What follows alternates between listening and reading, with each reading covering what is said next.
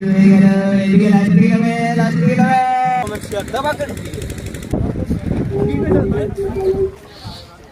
Guys, welcome to another blogs.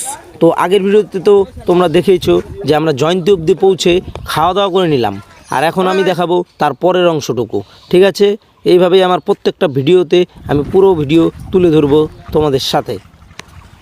তো এইখান থেকে কিন্তু আমাদের 3 কিলোমিটারেরও বেশি পথ পায়ে হেঁটে যেতে হবে, কারণ এইখানে কোনো গাড়ি ঢোকে না। আর অনেক কিন্তু ভান্ডারা বসেছে, কোচবিহার, দিনহাটা, আলিপুর, এবং এই যে ভান্ডারাটা দেখতে পাচ্ছ এটা আমাদের তুফানগঞ্জ থেকে এসেছে, তুফানগঞ্জ গান্ধী প্রগতি ভান্ডারা। সো গাইস, দেখতে দেখতে কিন্তু প্রায় আমরা অনেকটা পথ চলে এসেছি। চলো আগে। আর গাইস, সামনে যে এই যে লাইনটা দেখতে পাচ্ছ এটা হচ্ছে ভান্ডারার লাইন। এইদিকে ভান্ডারা অলরেডি চালু হয়ে গেছে, আর দেখো কত লোক। সো আমরা অলরেডি প্রায় ঢুকে পড়েছি স্পটে। তো এইখানে কিন্তু অনেক ভিড়, মেলার মতো বসে। আর এই যে দেখো কত দোকানপাট। আজকে 13 তারিখ গাইস, তাই কত ভিড়। আর 15 তারিখ হচ্ছে মহাশিবরাত্রি, সেই দিন কতটা লোক হবে সেটা ধারণা করা যায় না। আর এই যে দেখো এখন আছি আমরা মেন গেটে একদম। Bye bye. তো গাইস, এখন আমাদের একটা ভালো জায়গা দেখতে হবে যেখানে আমরা ক্যাম্প করব।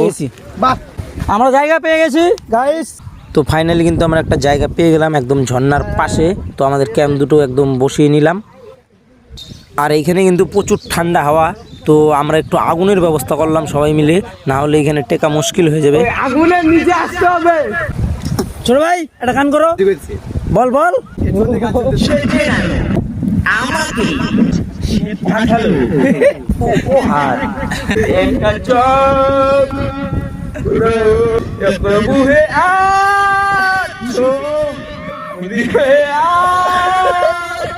চলো